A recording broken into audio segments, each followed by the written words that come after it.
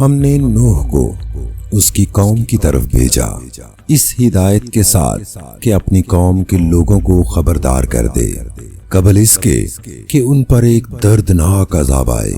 اس نے کہا، اے میری قوم کے لوگوں، میں تمہارے لیے ایک صاف صاف خبردار کر دینے والا پیغمبر بن کر آیا ہوں۔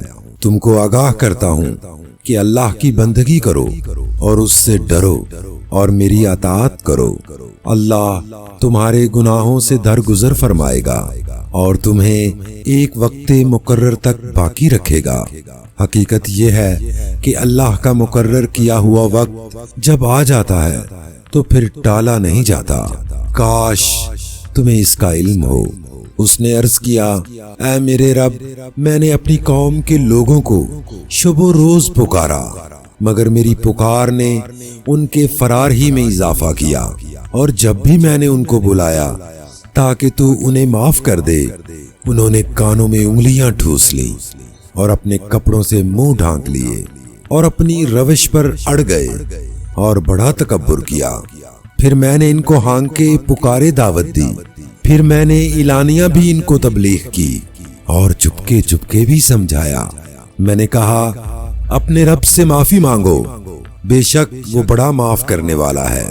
وہ تم پر آسمان سے خوب بارشیں برسائے گا، تمہیں مال اور اولاد سے نوازے گا، تمہارے لیے باغ پیدا کرے گا اور تمہارے لیے نہریں جاری کر دے گا۔ تمہیں کیا ہو گیا ہے کہ اللہ کے لیے تم کسی وقار کی توقع نہیں رکھتے، حالانکہ اس نے طرح طرح سے تمہیں بنایا ہے۔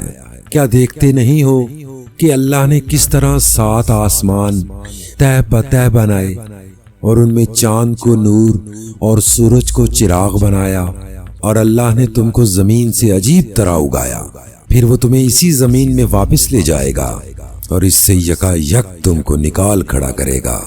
اور اللہ نے زمین کو تمہارے لیے فرش کی طرح بچھا دیا تاکہ تم اس کے اندر کھلے راستوں میں چلو۔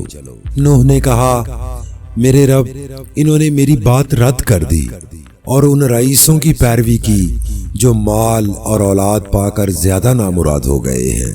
ان لوگوں نے بڑا بھاری مکر کا جال پھیلا رکھا ہے۔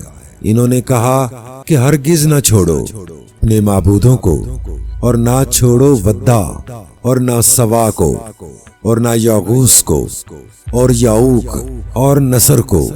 انہوں نے بہت سے لوگوں کو گمراہ کیا ہے۔